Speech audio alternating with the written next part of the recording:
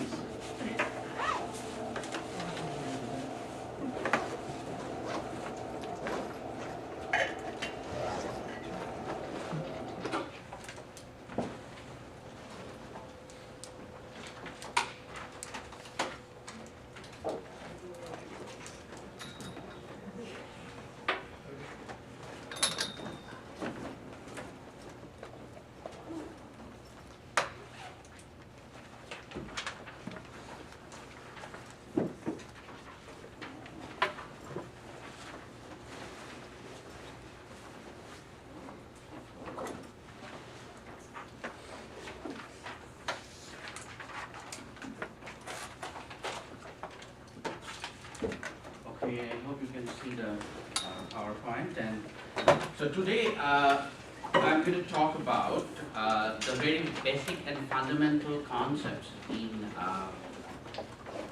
linguistic anthropology, and also in wider social sciences and humanities, because we are going to talk about structural linguistics and semiology, which mark the beginning of a kind of a new way of looking at the human condition.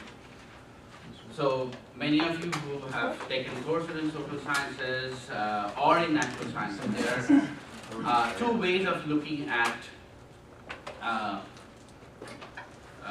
social affairs, society. One way of looking at it is kind of we can look at people, we can look at things as they are themselves, and we can add them up and kind of calculate their mean, median, mode, etc., and kind of have statistical distributions. The other way of looking at the social reality is to look at everything, by which I mean not only things, but people, objects, images, whatever, as they are standing for something else, as they are meaningful. So, structural linguistics, not only in linguistics, but also in wider social sciences and literature and humanities, gave us an approach to look at things as they stand for something else, by centering the meaningfulness of human life. That the world that we live in is meaningful, and we are constantly making new meanings to live in this world. So, and the father of structural linguistics and semiology is this Swiss linguist called Ferdinand de Saussure. Ferdinand de Saussure, kind of, as you can see, I mean, he was born in an era in which he shared with many other stalwarts. He was himself a stalwart thinker, not only simply a linguist, because he had wide impact in social sciences and humanities, and even in natural sciences. But there were two other stalwarts with whom he shared his era. They were Emil Durkheim, whom probably you have heard about, right? How many of you have heard about Emil Durkheim? Okay. And Sigmund Freud, whom you must have heard about. And so it's not an accident that these three people, although they are pursuing different disciplines, they have their different interests. One was more about psychoanalysis. Emil Durkheim was about society, how to understand society, and Ferdinand de Saussure was trying to look at how to analyze languages. But they all had one common assumption, that the observable reality that we see in front of our eyes, the empirical reality that we see in front of our eyes, that's not what it is. That's only the tip of the iceberg.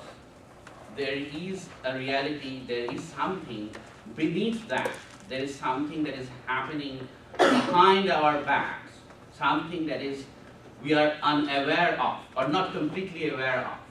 And there lies, looking at that, the rest of the iceberg, looking at what we are not aware of, completely aware of, there lies a secret of understanding language for Saussure, understanding society for Durkheim, and understanding consciousness for Sigmund Freud. So they're all, in a way, they have something in common.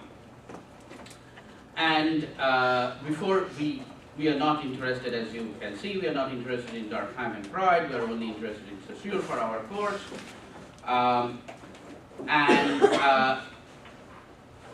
Before we start exploring what Saussure said, let me begin with a question which probably you have all answered in previous classes.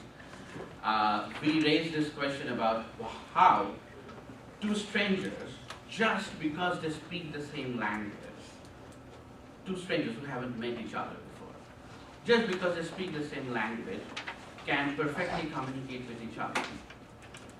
And why is that so? Which you have already given the answer before. And why do you think that is possible? Yes? We have a broad enough choice of words and combinations of words to express whatever it is we're trying to communicate. Because? There's enough words and combinations of words to express whatever we might need to communicate. If we speak the same language, then what does it mean to speak the same language? we have agreed that the same words. You have agreed, right? And what else? You have agreed, or is it a kind of agreement that you kind of make? I mean, so when you buy or sell a house, I have agreed that from tomorrow this house is not yours, this is mine. Is that that kind of an agreement? What kind of an agreement is that? Mm-hmm. It's unspoken. Okay. Anything else that you would like to?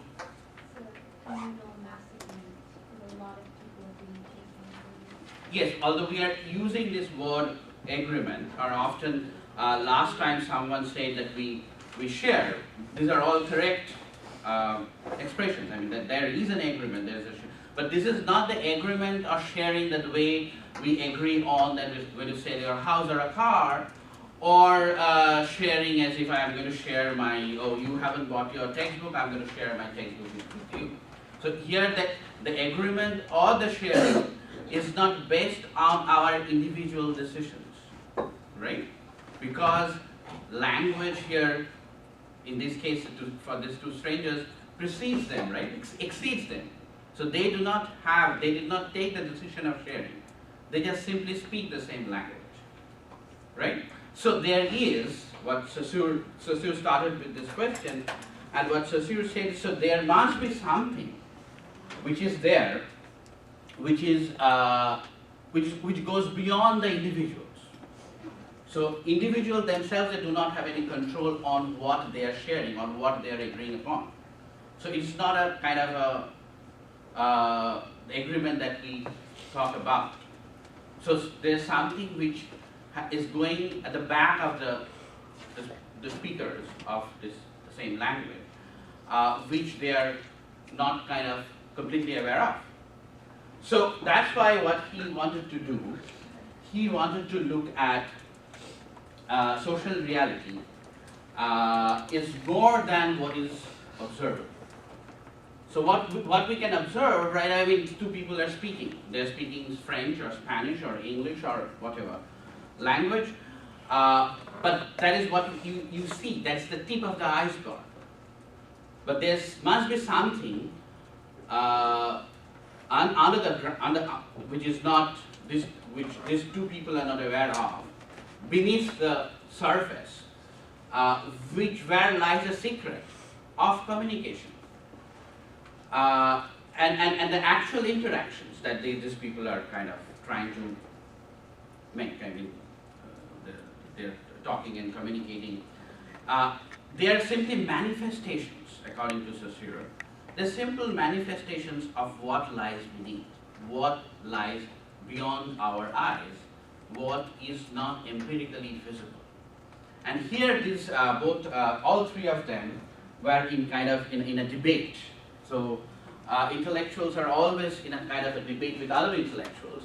They are in a debate with other intellectuals who are mostly either utilitarians or behavioralists, who wanted to explain social reality in terms of individual pain or pleasure, or behavioralists who wanted to look at each and every individual interactions to account for the evolution or development of language.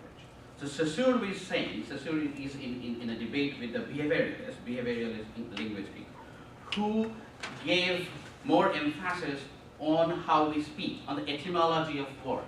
Where do words come from? You can trace back a word, and so it gives me any word. I mean, you can trace that back, and the word originated here.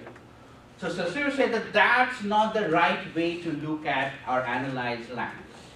Language is something different. You cannot just take one word and then see how it has originated from somewhere else in historically. So what he proposed is we have to look at systems, and there are these systems which lie beneath the surface, the empirically visible surface. Those systems, and for Durkheim there are social institutions, norms, etc., which enable the individual speech events. The speaking, that I am speaking now, or you are speaking, or you speak whenever you interact. So that communication, that those individual moments or events of communication are all based on something which lies beneath, that something is a system, a set of rules which governs, which guides the way we speak or what we speak. So we have to understand that system in order to analyze language, rather than individual speech events. What Neely says, or how Neely says something, or your name is? Polly, right? What Paula says, or how Paula and Neely interact. That's not a real way to look at language or understand language. So what Saussure said is that the study of speech is not a good way to start analyzing language. Language has norms, and speech is simply a manifestation of that. Although language is, the rules of language, which is grammar and meanings of words that we find in dictionary and the grammar that we read in the grammar books, they are reconstructed from the speech, right? They are not already there. When grammarians write a grammar book, or they kind of argue with each other, they are basically arguing what exactly the speakers are saying or meaning when they are speaking. And they reconstruct the grammar from the actually occurring speech. But what this system is, for Saussure, the system is not actual. The system is virtual. So there is something virtual that is mediating, that we cannot see, that is hiding itself. And that has to be reconstructed only from the actual. But the actual is not the actual, the place to start analyzing language. It's a virtual, which is the real place to start analyzing language, that virtual system. So language, or he named it, I'm going to use this word also, he used this word called lang. Lang is kind of a static aggregate, which is kind of condensed in time. So grammar of a language, the rules of a language, the meanings of words, they do not change very often, right? So they remain stable and static over a period of time. So it's a kind of an aggregate of, there is a kind of aggregate of rules which govern our speech. And that aggregate of rules you cannot see or touch or hear. That's virtual. And as opposed to long, what Saussure said, this is the rules. And as opposed to long, the speech, the actually occurring speech, he termed as the parole. So this is not the starting point for understanding language, and this is the starting point for understanding language according to Ferdinand de Saussure. And the parole, the speech, unfolds in time. So the language, the system creates possibilities or sets of possibilities which are there in the rules of grammar or meanings of words, and in speech which unfolds through time. So speech is diachronic, but the grammar, language, rules, they are synchronic, they are kind of stable in time. They do not change much through time. The speech, I'm talking in time, right? So it's unfolding. But what is unfolding, the set of possibilities that I'm kind of actualizing in my speech right now here, is actually given in the grammar, in the rules. So, and that also happens to whoever speaks. So the diachrony is not the way to look at. So that if you look at the speech, the diachrony, that's a moving target. So moving, it's very difficult to study a moving target. We have to study something on which we can which we can stabilize. Do you have a question? Yeah. So speech is the diachrony. Speech right? is the diachrony. And diachrony is it's changing very rapidly in this kind of. Exactly. And then. Synchrony is the grammar, the rules, which is stable over a period of time. Okay. And that is the object of study for Ferdinand de Saussure. So it has to be kind of pinned down, something which is not a moving target, it's a stable target. That is where you shoot. Moving target is difficult to shoot. So that is what he is trying to argue. Now that he has said that what lies beneath the surface of speech or actually occurring speech events is a system. Now he has to say, what is that system? What is the system all about? How do we go about studying that? So one way of doing that is to say what is the unit of that system. And here he makes his first, most revolutionary rather, intervention. He says the unit of the system is a sign. And what is a sign? Sign can be anything. Words, images, objects, colors, which stands for something else. Now, he was a linguist. He was interested mostly in studying language. But he saw the possibility that everything, every human endeavor can be looked at can be studied as a language. So his definition of sign is very broad. So it does not only constitute of words, it also includes images, objects, and color. The only condition is they have to stand for something else. So I'm going to come to the concrete examples very soon. But the other thing that he said is that signs do not have any meaning in themselves. This is the second most important intervention that he made. Signs take their meanings from other signs, and that's why the signs form a system. Now, consider this. So signs are always referring to each other. So if I ask a meaning of a word and say either you do not know or you know that the meaning of that word, you're going to go and take a dictionary and give me some more words, right? What does this word mean? And you're going to tell me some more words.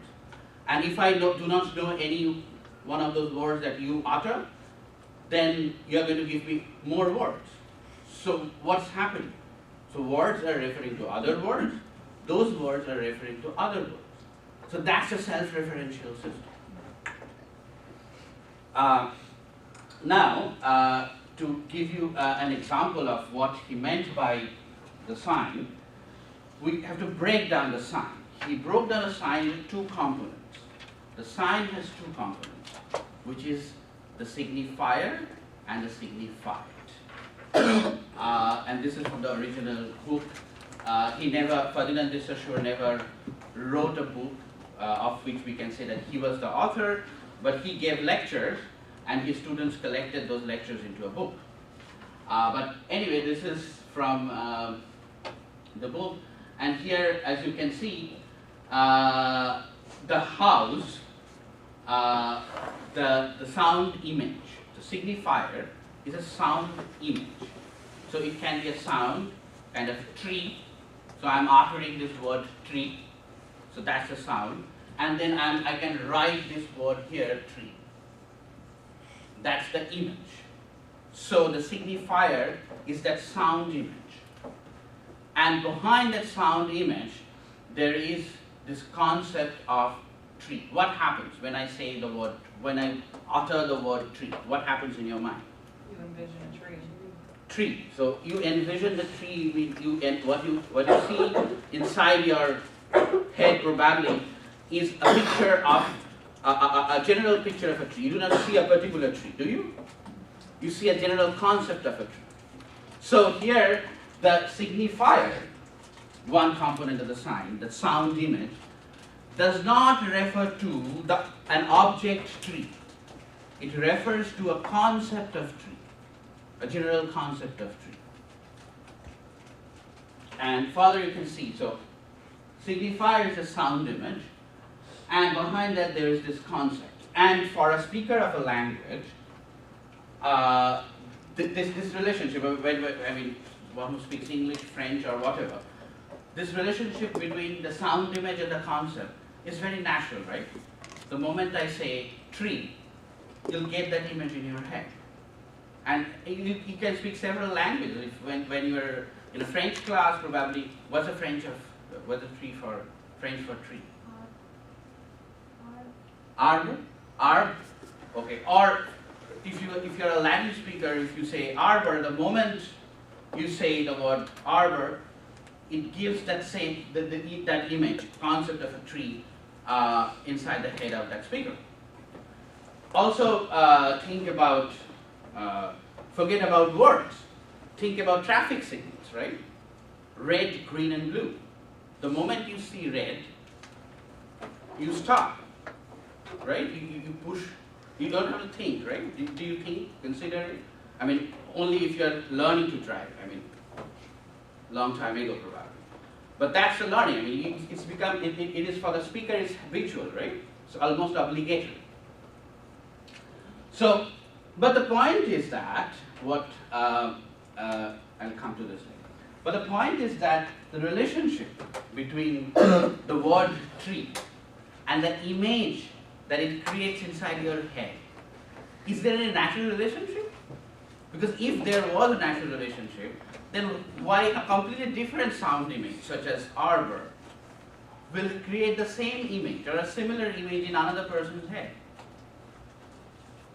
Right? So there is no natural relationship between the sound image tree and the concept tree, right? Is there any natural relationship?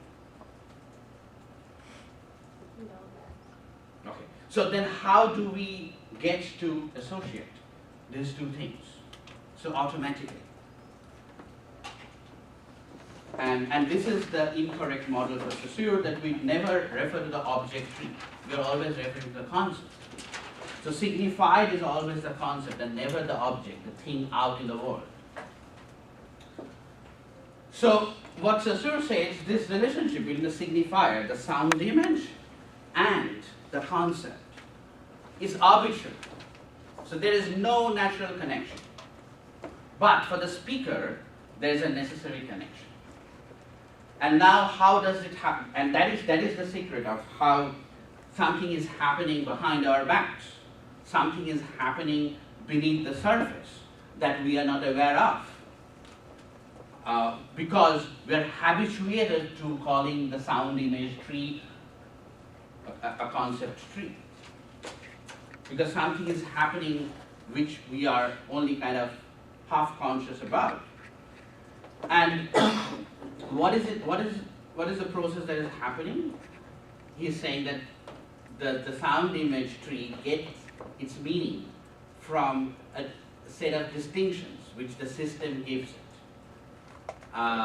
So when you are referring to tree, when I'm uttering this word tree, and you're getting that concept tree in your head, so it is basically saying it is what is not tree.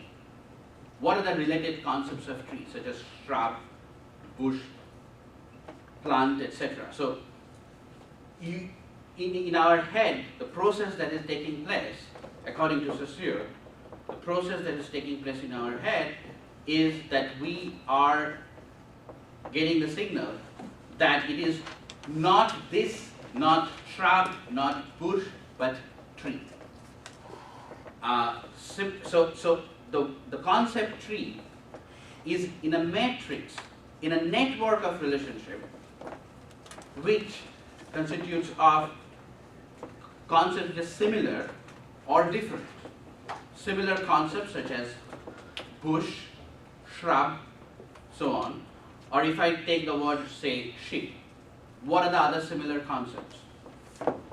Is similar to ship? Boat, sailboat, what else? Yeah. Yes, so on. I mean, so when we somebody utters the word ship or tree, we are basically suppressing similar concepts and trying to conceptualize tree, the concept of tree, in terms of things which are not tree, but something else. So there is no positive connection happening between tree, object tree, to conceptualize what tree is. So what is happening is we are making meaning out of, in our head, out of this system of differences and distinctions. And same, so that is at the level of the signifier, the conceptual level. Similar to the level of speech, I mean utterance, then, or of sound image, when there is a howling, what is happening? You cannot identify, you cannot distinguish the words, right? So you cannot tell apart which word is, where you draw the lines. So in the case of sound images, there too, we are basically distinguishing the sound image tree from similar sound images such as free, cree, or whatever. So if we cannot distinguish, then the sound becomes howling. You cannot distinguish words. So there are two systems running side by side parallelly. One system is a system of sound images, and the other system is a system of concepts. And each one of them, they're coming together to form certain thought moments, such as tree, ship. But they are getting, these thought moments are getting their meaning from a system of differentiation, from a matrix of similar sounding words or similar looking concepts. So what this means, so for example, I mean, here we have this example of tree and not tree, and you can give me other examples. I'll kind of pause here and ask you to have, we have considered the two examples of tree and shape. What about other examples?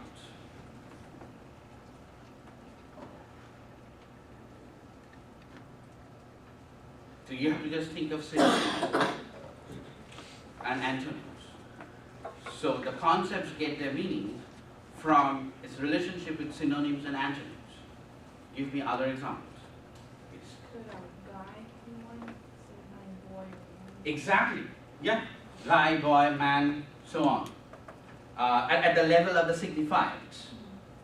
Now, if we come back to that example of traffic signals, so there are these 3 traffic signals. There's red, green, and yellow, right?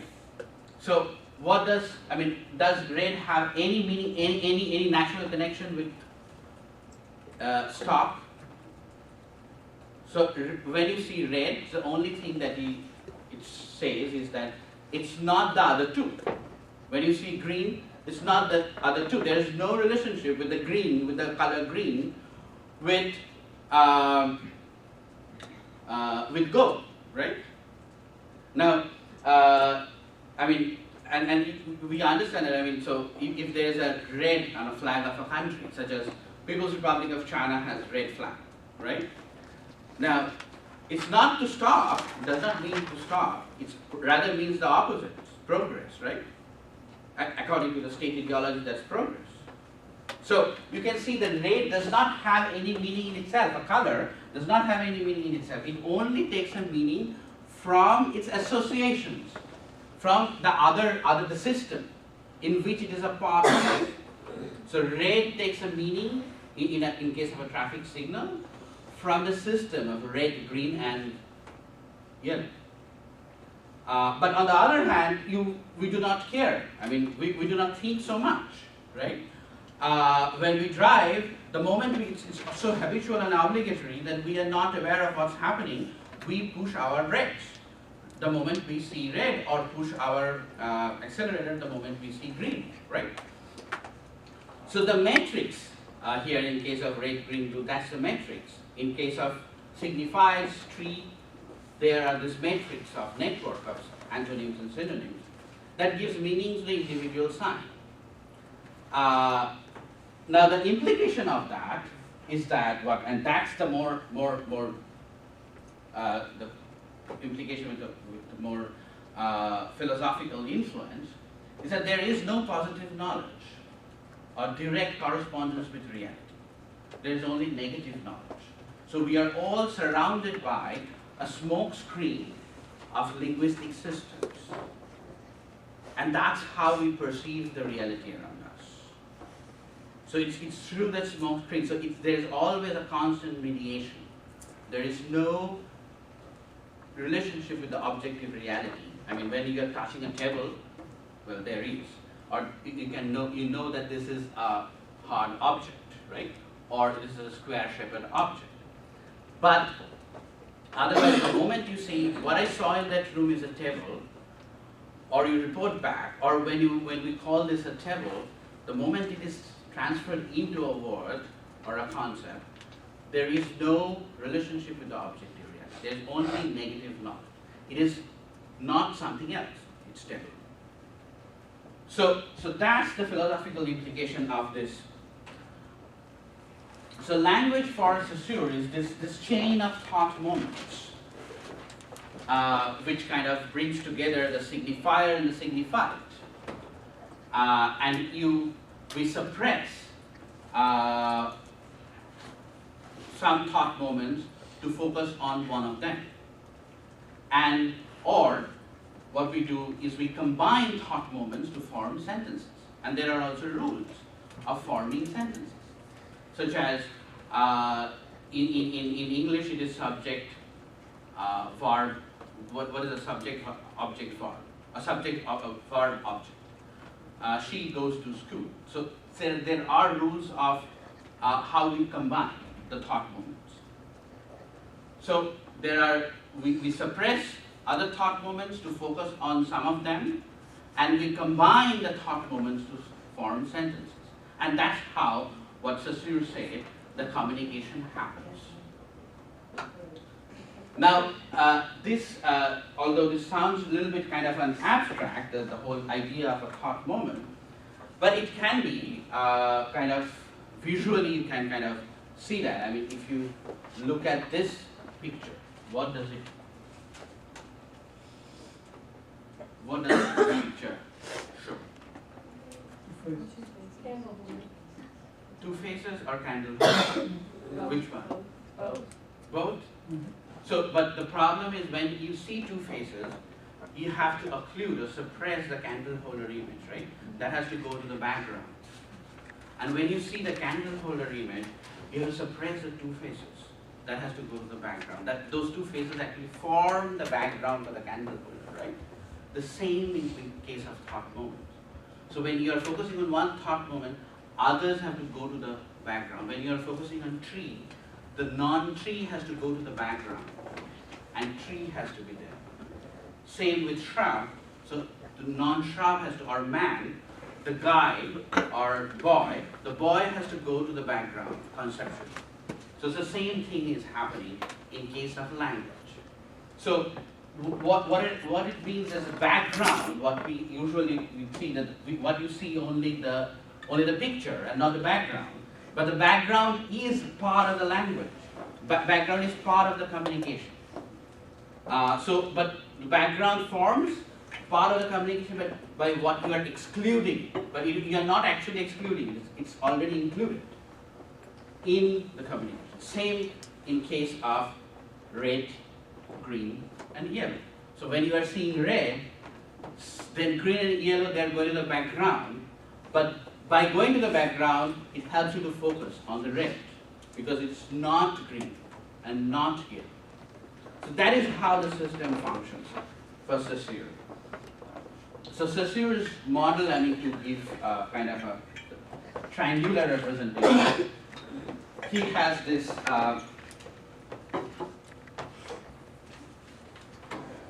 there's no raster here.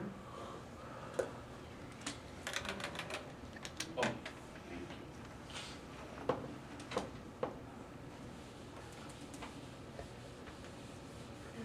So if we draw this triangle, there is a signifier,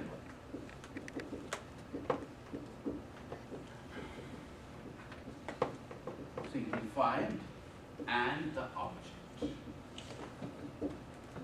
Now, the signifier and the signified is what Saussure focuses on, and the object is nowhere in his. So we are never in relationship with the object when there is a language. So, and the relationship with the signifier and the signified, and the relationship between the signs, which signs, the rules of grammar, subject, object, verb, or subject, verb, object, which varies from one language to the other. What is it in Spanish? What will be he goes to school in Spanish? Where will the subject, object, verb change their places?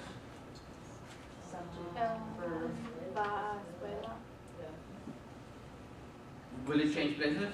She goes to subject, verb, object, right? So it is not going to change. But in case of, say, other languages, where the verb will come or where the object will go, that will change places. So there is a rule through which we combine these thought moments, these signs. So those rules and those signs is what constitutes the language for Saussure. And there is no relationship with the object. And each sign takes its meaning from its linguistic context within the system. So tree takes its meaning from what is not tree, such as shrub, bush, etc. Ship takes its meaning from what is not ship, such as sailboat, etc. Man takes its meaning from what is not man, that is woman, or guy, or boy, etc. So each meaning, the sign takes its meaning from the other signs. And these are all governed by some kind of rule, some kind of agreement that is kind of precedes or exceeds individual speakers. So there is no place for the social context in Saussure's theory. Now, do you agree with this? This whole Saussure's model that I just elaborated. Do you agree with this view of language?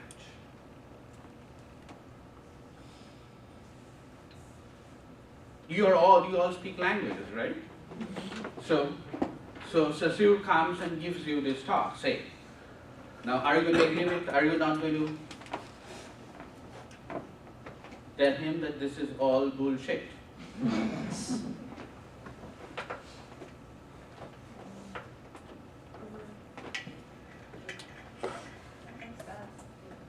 It makes sense, but I mean, well, it definitely makes sense. I mean, I guess it makes sense, so I feel like I do agree, but I have a feeling you're gonna pull a whammy on this and I shouldn't agree. No, I mean, I mean, so why do you do not agree? I mean, so what does your kind of intellectual gut feeling say? There's more to it. Hmm? There's more to it. Yeah. He's making it too black and white. Even though saying it's not black and white, Mhm. it's still breaking it down very black and white. So there's more to it than these models that he's laid out. Okay, That's what a model is, it simplifies things. simplifies things. Okay, hold on to that. Well, you just said that there's no space for social context. Mhm. So if you think about something like sarcasm, Mhm. it probably changes Yeah. these rules. Okay, but what does he lose? What do we kind of not see if we do not look at the social context? So, I mean, let me go back to what Saussure said. Saussure said that speech is not a right place to start looking at language, right? So, whatever we are speaking, interacting, they're basically guided or governed by things that we do not see, right? I mean, when I said about the red light, right? So something is always constantly happening which we are unaware of, right? So how does he look at us speakers?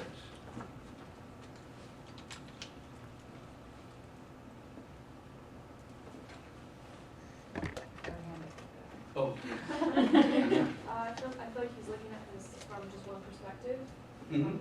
from the perspectives of other languages and how it can change depending on their culture, depending on their No, but social- he looks at all the languages the same way. I mean, so if you give him Spanish, he's going to say that you look at Spanish rules of grammar and. But doesn't that kind of shape the way the language has changed, like the different? Well, he cannot explain change of language, language change from this model, from this simplified model, right? I forgot your name though. Adam, right? What did you say? Adam? Yes. Yeah. And your name is? Alex? Yes. So Adam and Alex, they are kind of what they're saying is as a simplified model, it's not possible to kind of account for change. Let me hear from her and then I'll come back to you. Yeah. I guess to kind of reiterate what I was saying is that it kind of feels like the philosopher Descartes of like Saussure is trying to kind of step out of a strictly linguistic, outlook on this of like, the way that someone that's not a linguistic anthropologist would, but he's still kind of stuck in this black and white that he wants to explore that underneath the iceberg or whatever. But he's not quite going far enough. He's still making it rather black But and white. what is the black and white? What is black here and what is white here? Having it broken down into, the just who is speaking to, how they're saying it, and who they're saying it to, not going further into, I guess, the body language, the concepts around it, Okay. looking more around just the word. Good point. Hold on to that. Yes, that's a very good point. Yes. I think he ignores what people do with the system, the action, the agency that Exactly. people navigate. Exactly. So basically saying that are we all puppets? So it is like saying that. Even probably that does not happen if you're a theater major. Let me know. So can you always go and act according to the script in a theater? We can't. So the picture of the reality that Saussure gives us is that we are all kind of doped puppets who are only governed by the things which we are unaware of, right? So that's the problem. So there is no place for the social context. I'm not saying that we are all idiosyncratic subjects and we are kind of changing the language every day, but nonetheless there is a social context. We are not completely unconscious, doped puppets. And even if you follow a script, which we do when we act in a theater, you cannot ever act exactly according to the script. And if you do that, that's bad theater. That's bad play, right? So, so that's why we need to also consider the American philosopher and a polymath who never got recognized during his lifetime, but probably a kind of equally or more an intellectual stalwart than those three. He was an American pragmatist, and pragmatist not as we understand pragmatism as kind of pragmatic as practical.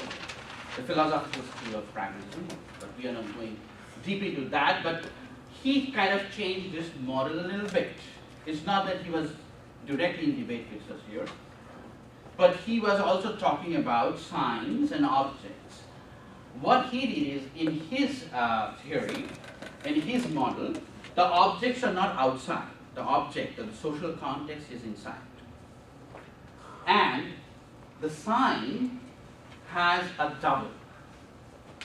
So for Saussure, there is just a sign, right? But for Charles Sanders Peirce, the sign has a double. And that double exists in the mind, in the head of the person who is seeing the sign. So here, in case of this model, there is neither the object, the social context, or the speaker, right? But in this model, there is the speaker.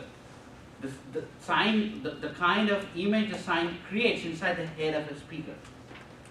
That is there in the model. And now, I'll go back to this whole story of traffic lights and tell you a story about what happened. I mean, I heard a story from a colleague of mine in graduate school. She came from Mexico, and she said that in Mexico City, I've never been to Mexico City, but she said that in Mexico City, whenever there's an empty road, empty crossing, but a car stops at the red light, then you know the driver is an American. And I could relate to this because that also happens in India, right? I mean, people do not follow traffic lights if it's not required. Now, come back to this whole example of traffic lights, the red, right? Red traffic light, which is the sign, right? Now, the sign has, according to Peirce, sign has a double, right? So the double that it creates in the mind of the American tourist versus in the mind of a native driver, a Mexican driver, are two different, right? So on an empty road, right, when American tourist sees stop sign, the red light, then it creates a different image, which is different from the image that it creates in the mind of a Indian driver in India or in Mexico. Do you see that? Right? Now, in order to explain this, say I'm asked as an anthropologist to explain, I'm giving a hypothetical explanation. There is no other way but to consider the social context. Now, one may explain it in this way. In post-colonial context, where rules or public rules in public places in many countries are actually associated with the state and the colonial state, people follow the rules or do not follow the rules where it's not required. So there is always a tendency to not to cooperate with the state. Whereas in other contexts, there can be always a tendency to cooperate with the state. So given these two different social and historical backgrounds, it creates the same sign, the red light, may create different interpretations, different images in different subjects, right? So in order to come to this, in order to give this hypothetical explanation, I'm not saying that this is the only explanation that's out there. You have to consider the social context. There is no other way. You have to leave the linguist's world of simply languages full of grammar and rules and come down to the social world. So what Charles Peirce did is that he therefore classified signs according to what the subject perceives and what are the images that is created in the subject's mind. And he gave us these three kinds of signs, and which we are going to talk about all through the semester, which are index, icon, and symbol. I'm just going to define them right now, kind of elaborate on them a little bit, but we are going to talk about this all through the semester probably in every class. And this is probably the bread and butter of this class, the index, icon, and symbol. Now, these are not very easy concepts. What is an index? Now, all these three categories of signs, according to Peirce, they are classified according to how the subject or the speaker perceives the relationship between the signifier and the signified. Now, let me give you this example of, say, you are walking through the corridors of this university, right? Say Humanities and Social Science building or English building, and you see smoke bellowing out of the room. What do? Full fire alarm. Put a fire alarm, right? So fire. So the smoke is the signifier and the fire is the signified, right? Now, if I say that it was actually a film shooting going on and they had created that. So in Neely's mind, what is, there's a causal relationship between the smoke and the fire. And that is, she's correct. I mean, in most of the cases there can be a causal relationship. So if there's a causal relationship, then that is called the what, in a subject's mind, not necessarily that has to be true. So in my mind, if in the speaker's mind, in the subject's mind, if there's a causal relationship between the signifier and the signified, then that's called index. Now, other examples of index, which we have already discussed in class, which are also there is a causal relationships, such as I forgot, somebody here said that when I talk to a professor, there's a different kind of a body language, right? And I think Savannah, was it Savannah, right? Yeah. You talked about body language right now. That Sasu did not consider as much. Oh, yes, yes. So when we are in a particular situation or a context in front of an elderly person or a person with some kind of power, or so our body language changes. So here, that body language marks the relationship. So relationship is a cause of those giving out those particular kinds of body languages. Or when we discuss that depending on the relationships, often there are certain kinds of inflections in our speech, certain kind of changes in the verb or the pronoun. Depending on the gender, in case of English, there is the pronoun changes to indicate the genders, right? So here, the pronoun as a signifier is basically in the subject's mind, caused by the change in the gender, right? So that kind of relationship is called index. Symbol is what Sasu said about a sign, right? That there is a relationship between tree and the concept tree. So I'm not going to elaborate on the symbol, we're going to talk about that later. But the icon is also in the subject's mind when there's a similarity between the signifier and the signified. And for this you do not have to go very far. You can look at your computer desktop. It's full of what? Icons, right? And they are icons because they are similar to things. They are not those things, but they are similar to folder. The icon of a folder is similar to a folder, a really existing folder. Or a photograph of a person. In a subject's mind, remember, in the mind of the speaker, the mind of the one who is using the language. A photograph can, I may get a photograph of, say, Octavio, right? I mean, Octavio's photograph, I haven't seen. on the, probably on Octavio gave, say, a photograph on which I can see online, where you have registered, say. Now, there may be a similarity between Octavio's case and the photograph. The photograph as a signifier signifies, the signified here is Octavio, there's a similarity here. But on the other hand, that can be in my mind. But that photograph that Octavio gave, maybe that's a photograph of another person who looks like Octavio, maybe not Octavio. Or in my mind, it may not stand as a, may not be an icon and may not have a similarity, because maybe Octavio gave a photograph of his, but when he was, say, 12 years old, right? So although it's a photograph, but in my mind, it may not be a icon. So icon, it becomes an icon when there is a similarity between the signifier and the signified. Another example of the, how does the cock crow in English? Cock-a-doodle-doo, right? How does it do in French? There's a fun video of all of those. but this. Okay. But see, for the French speaker and for the English speaker, they're both similar, right? I mean, similar to the sound that you are making, the signifier is similar to the actual cock crowing, right?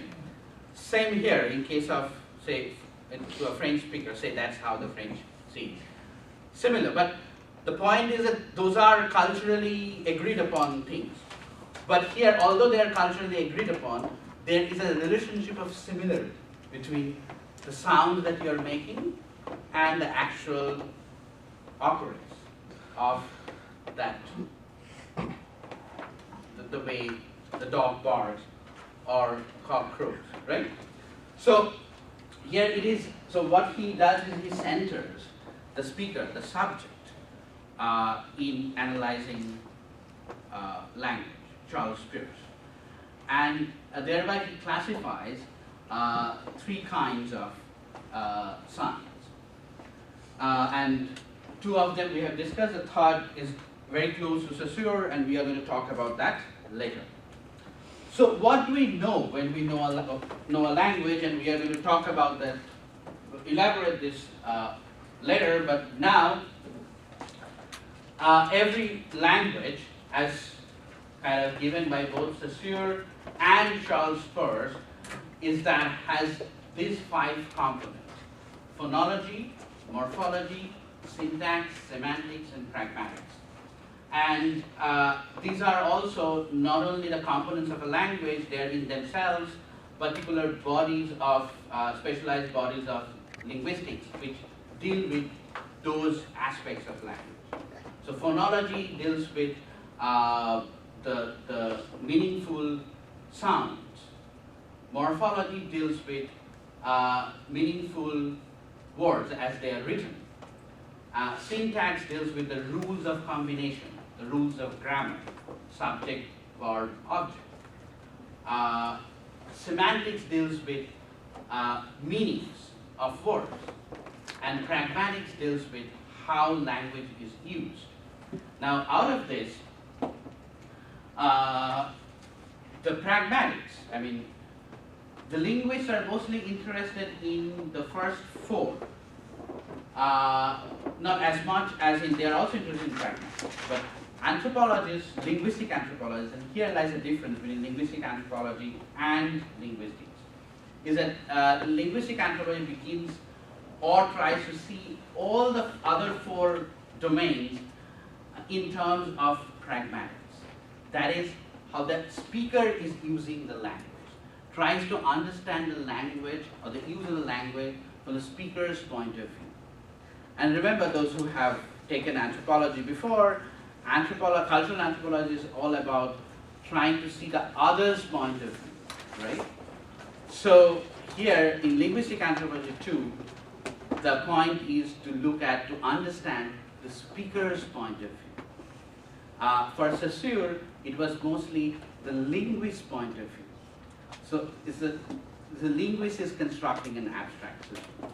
So that's why we have to depart from that abstract system in order to understand how language is used from the point of view of the speaker. What does the speaker do with the language? So that creativity that Paula just pointed, the agency, has to be foregrounded. And that's why we need to look at pragmatics, which is how language is used.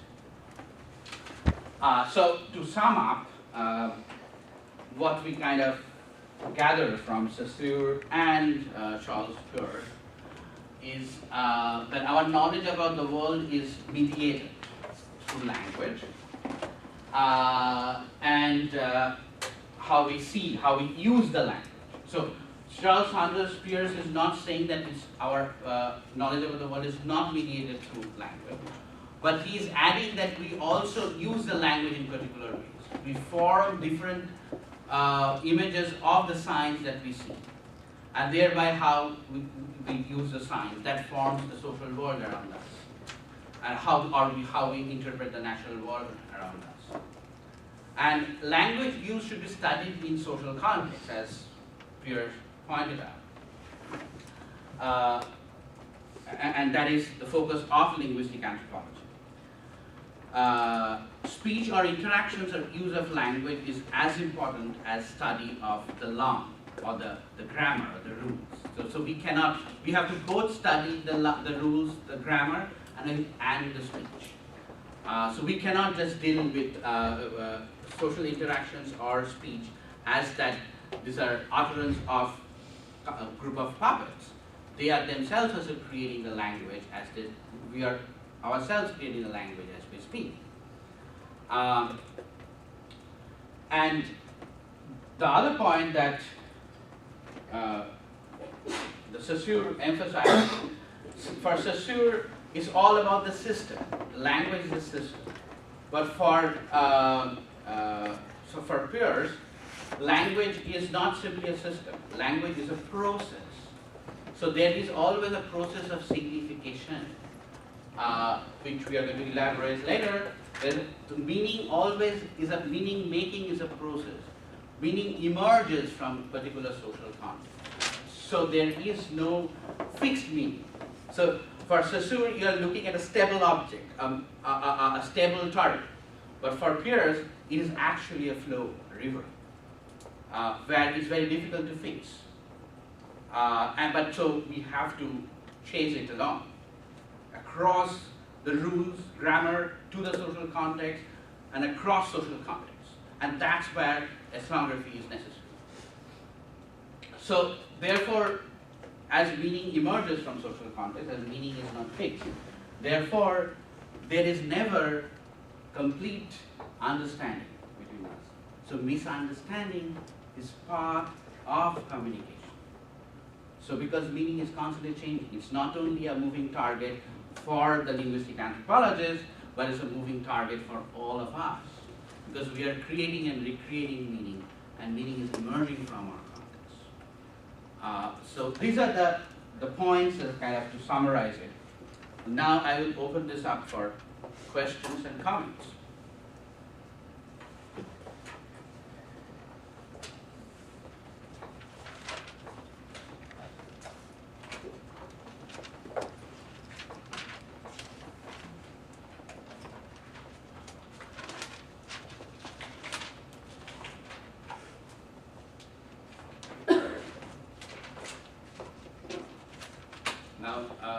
After you have read the book has all these kinds of diagrams, and that's how does it, what do you get, I mean, from your point of view. So it's kind of a repetition, but it's more than what was in the book. Yes. Just a comment, I learned another language by working with children and all that stuff is definitely applicable. You have to use it in a social context and kind of, that's really what you learn. So the children, I mean, especially Peirce's model is applicable to children, because the way adults interpret a sign, a child interprets it differently, right? So that's the child's agency, the creativity. in the whole process. But you get that relationship too with the misunderstanding, because like the kids didn't speak English, so if I needed to know what to say, I'd have to ask them to explain it to me in Dutch, like, you know, what is a thing with 4 legs and a top, and they'd be like, oh, that's a table. So you have to use other words to. Yeah, I mean, let me give another example. So whenever, I mean, so as an anthropologist, I mean, if you go anywhere, or if, even as a tourist, if you go anywhere, you will see other people in other countries, they're also speaking or using some English words, right? Now, in my field site, what I find, people often use this word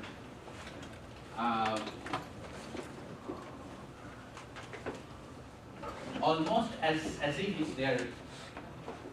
it's their language. So it's kind of, so there has been development or no development. Now, it's an English word, right? It's an English sign, right? Now, does it have the same image? If I say, well, utter the word development here in this class, does it mean the same thing when somebody in my field site utters the word development, right? Or you can think about other things. I mean, in case of children, when children are using words, or people using words in other cultures, or even here, where words are used from one context to the other, borrowed from one context and used in another. So there, with each speaker, the meaning of the word is overlapping, but nonetheless different. It changes a little bit. Yes. Another thing that's interesting, I don't know how many languages this crosses over into, but words that didn't exist a generation before us, like internet and email and stuff like that, they generally share the English word for those in other languages also.